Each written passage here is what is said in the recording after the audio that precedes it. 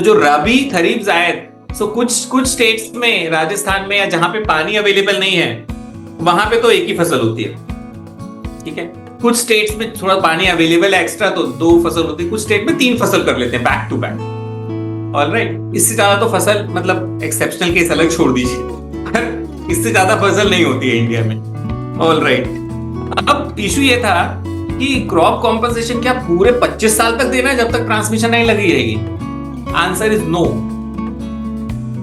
जब आप यहां पे ऑपरेशन एंड मेंटेनेंस करोगे या जब आप ट्रांसमिशन इरेक्शन और टावर करोगे, जितनी फसल डेवलप डिस्ट्रॉय हो रही है, आपको उसी साइल की फसल देनी है। अगर आपने रबी की क्रॉप डिस्ट्रॉय करी है या डैमेज हो गया है, ओनली रबी सीजन की उतनी जो फसल है उसका कॉम्पनसेशन देना है। खरीफ की डैमेज होगी तो खरीफ की कॉम्पनसेशन देना है। बेस्ट ये है कि अगर कोई फसल नहीं हो रही है उस समय आप ट्रांसमिशन टावर्स लगाओ, बेस्ट है, तो वो और कोई कंपनसेशन देना नहीं है क्योंकि क्रॉप लॉस नहीं हुआ ना।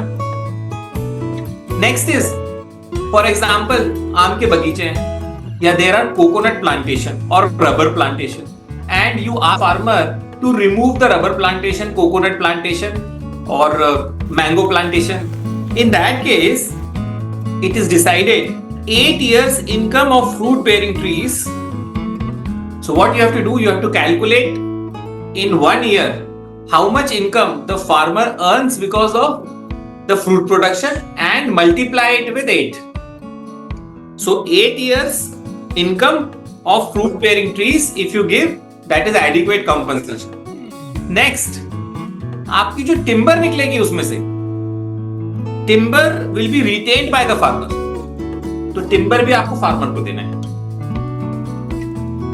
These guidelines were game changers and they brought in uniformity across India. Uniformity का मतलब ये नहीं है कि स्टेट गवर्नमेंट अपने लॉ नहीं बना सकते हैं। State government can make law and these laws can be different from guidelines, but wherever the state governments are silent, they can also adopt these guidelines. But if the state governments are silent, we are benefited. हम ये guidelines दिखा करके collector में या जहां भी court of law में दिखा करके क्विक रेमेडी हम लोग पा सकते हैं।